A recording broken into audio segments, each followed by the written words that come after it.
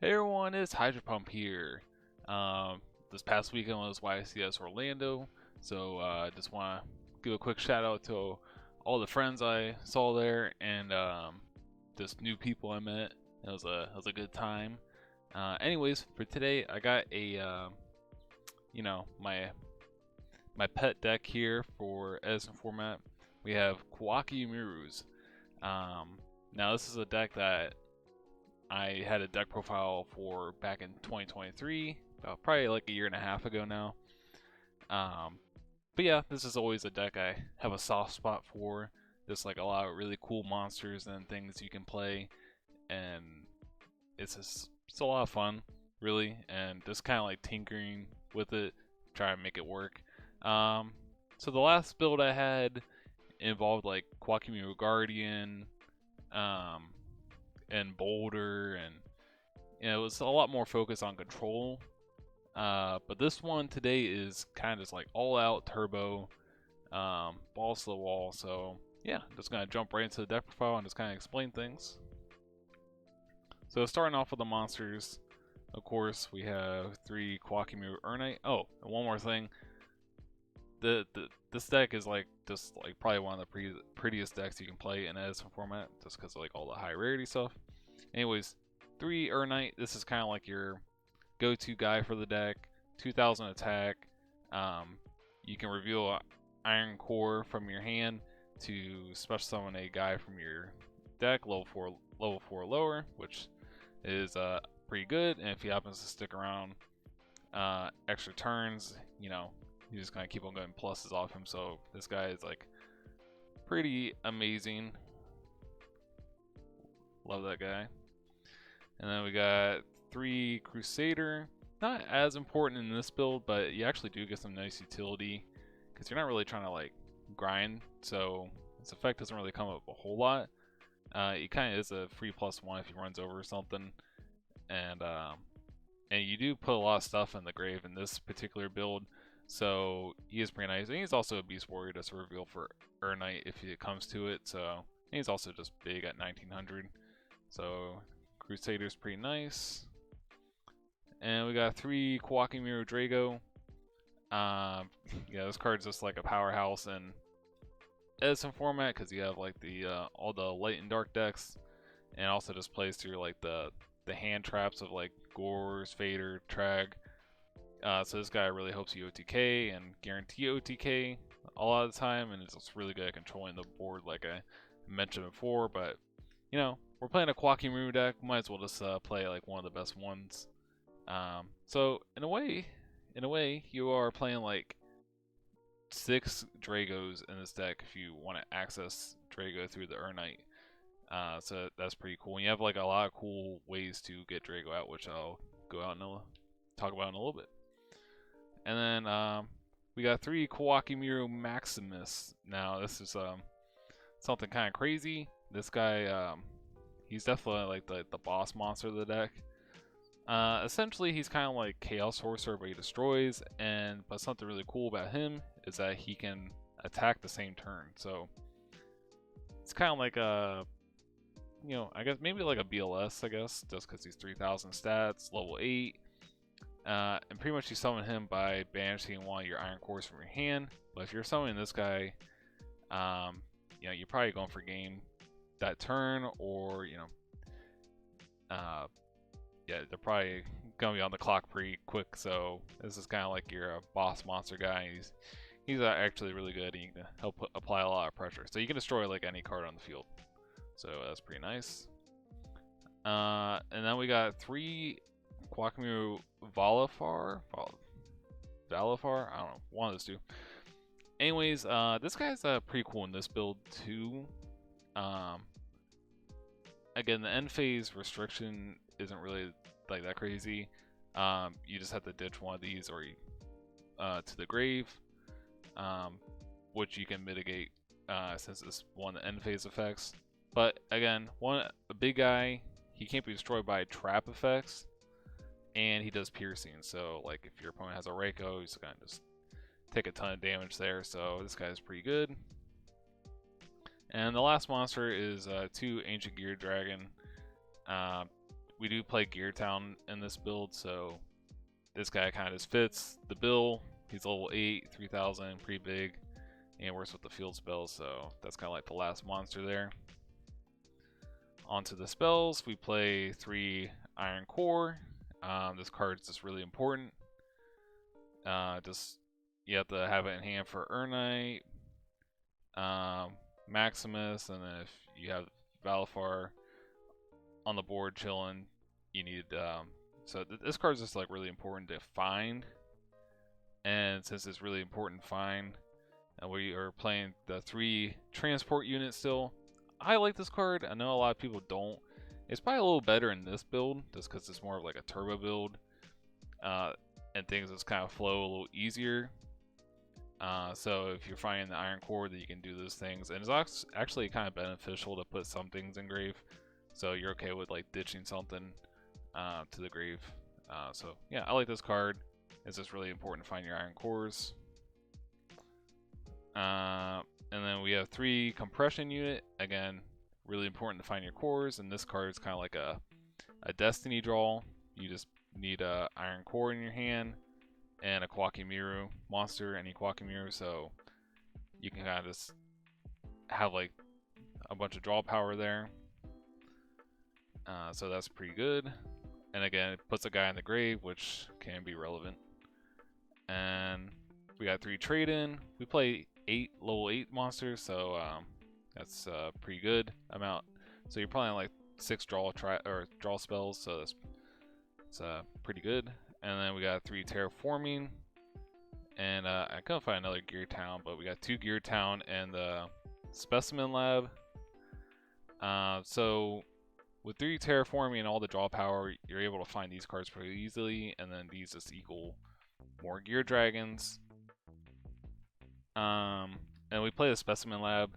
So I used to play, I think in my old build I had like 3 of this, but this is kind of like you're playing 3 of this, but then you get to just have like Gear Towns instead of just multiple labs. So lab's really good still. I like this card just because you can just like have like guys on the field. You can search whatever you want really, and then again, it puts a guy in the grave, which can be pretty nice. So yeah, this is actually this card kind of helps you dodge brain control too. So you can kind of like do a poke, destroy your guys, and then build up your hand for next turn, and like they'll just never be able to use like brain control. So kind of niche, but that part of it, but it's still pretty neat. You can dodge brain control. Heavy Storm, just destroy back row. I think my last build I didn't play Heavy Storm, but since it's more like a turbo all-out build, Heavy Storm is obviously pretty good. So yeah, that's the spells, and then for the traps, we don't play very many, but we play Call the Haunted. Again, you play a ton of big dudes, so Call the Haunted is pretty nice. Again, if you have Urnite engrave, just free spell slowing, get a guy. It's pretty silly, but Call the Haunted, like if they go Vayu effect, you can Call the Haunted Draco, kind of like the Fossil Dyna thing. Vayu Fizzle, but Vayu and the material will still get banished, or the other monster they use for the summon of the with Vayu. So yeah, that's a pretty good interaction. I'm sure there's some other ones like that too. Can't think of them all the top of my head, but that's like the main one with Drago anyways. And you actually can special summon Maximus off of the Call of Haunted if you successfully summon Maximus to start off with. So just because it kind of works like BLS, Chaos Sorcerer, whatnot, it just has to be successfully summoned, and then if it leaves the field, you can special summon it back and do its thing. So yeah, Maximus is really good for that. Kind of niche, but it can come up. So the only reason I bring, oh yeah, and then Valifar can't be destroyed by traps. So, you know, if Call of Haunted or whatever just like blow up, then this guy just sticks around. So that's pretty cool. And the reason I just make a big point about Call of Haunted is because you are playing 3 more, essentially Call of Haunteds in core reinforcement. Again, this is kind of like the same thing. as Call of Haunted, but so you're pretty much playing 4 Call of Haunteds. Yeah, so that's why I was saying, like, just dumping all this stuff to the grave, with like the trade-ins, the core compressions, the transport units. It all kind of like works out because you're just fueling the grave for these cards, and Crusader actually, because getting all the draw and stuff, you get the fuel Crusader. So yeah, kind of like nice toolboxy feel to it, and these cards just really broken and let you just push for a lot of damage and potentially OTK. So yep, that's it for the main deck really. So yeah, I guess this deck can just like put out a lot of damage.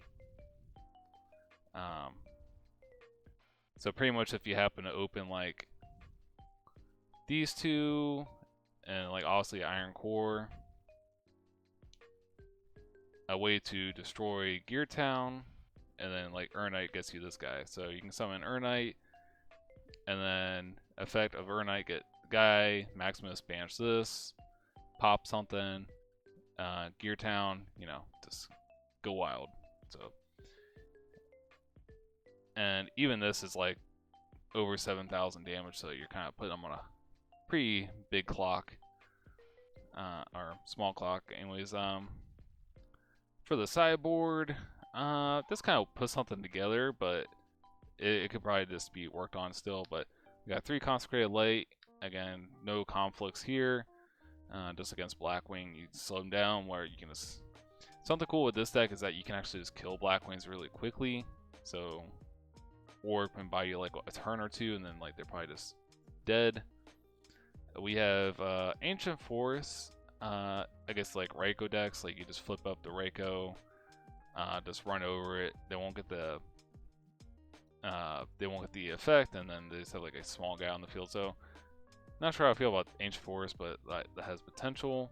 Otherwise, you have to like constantly deal with Raikou and stuff. I don't have this card, but Zombie World, kind of nice, because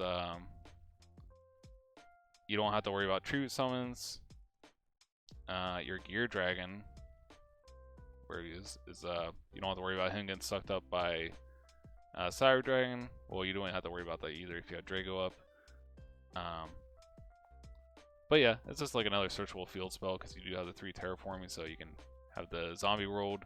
It's actually really good against the plant decks, dragon decks, the new Giga deck. Like, they can't use their Lone Fires, they can't use their Giga Plants really. Titanial. So yeah, I can see Zombie World being good. And we also have Necro Valley, so this can be just as effective, maybe against something like Baby Turbo and whatnot. Stuff that revolves around the grave. So something about this deck that, like the main deck, obviously it doesn't have like a ton of destruction aside from Maximus itself. So, some cards that I may want to consider putting in the main deck is maybe like Lightning Vortex and Torrential. Torrential's really cool, just because it synergizes with Valifar. So you Torrential the board, and like he's on it, he just sticks around because he can't be destroyed by traps. So that's kind of cool. But also you don't want to destroy your own guys. But these cards might be just necessary to out a do block or something, which I had to do more testing, but it may be an obvious glare with this build. But yeah, maybe one Torrential and one Lightning Vortex in the main could be suitable, but they're in the sideboard at least. One might buy as a shield, just work with like the Consecrated Lights and such. And something cool about Consecrated Light is like normally one of the Blackwing's outs to Consecrated Light is Cyber Dragon, but if you have Consecrated Light and Drago up on the field, then they can't special summon Cyber Dragon either. So that's pretty funny. Side MST, Mirror Force, couple decrees. Don't play many traps. I don't know if these are totally necessary though, but they can be nice. It actually works pretty well with the Consecrated Light. Solemn Judgment, just to say no. just go for game, say no. And these are some other niche ones too. So since you have the option to side like Necker Valley, you can play side like 1 or 2 if you're going to go for this, just because you do have the 3 terraformings. But you could side like a really hateful package and roll tribute. Again, you're discarding a lot of your guys and whatnot, so maybe if you're playing against like a fairy deck, like a Vayu, something that has like a ton of monsters in their deck, then this could be pretty good. So there's Royal Tribute potential, Giant Trunade, works pretty good with the continuous traps, like the Revival, Call of Haunted, Core Reinforcement. You can just spin them back and use them again potentially. So, and then this helps us clear ways for OTK. And something cool is you could do like Beast King Barbaros and maybe Skill Drains in the sideboard. Just because it's level 8, so it works with Trade-In. It's Beast Warrior, so it works with Urnite, and then Skill Drain just because you have a bunch of big dudes and it synergizes with Barbaros. Now with the Koa'ki Meiru monsters, their end phase condition still happens, even if you have Skill Drain up, so that's just something to keep in mind. But generally, all your guys are pretty big, so Skill Drain is just going to be nice in general. So yeah, I could maybe see a couple Beast King Barbaros and some Skill Drains on the side too, but these are all just like ideas to give you guys, and if you want to test them out and see how it goes. So yeah, that was my Koa'ki Meiru Turbo deck. Again, I really like the archetype. A lot of cool things you can do with it, and you summon big dudes and kill your opponent. So that's kind of like the decks I like. Anyways, thanks for watching everyone, and I'll catch you on the next one.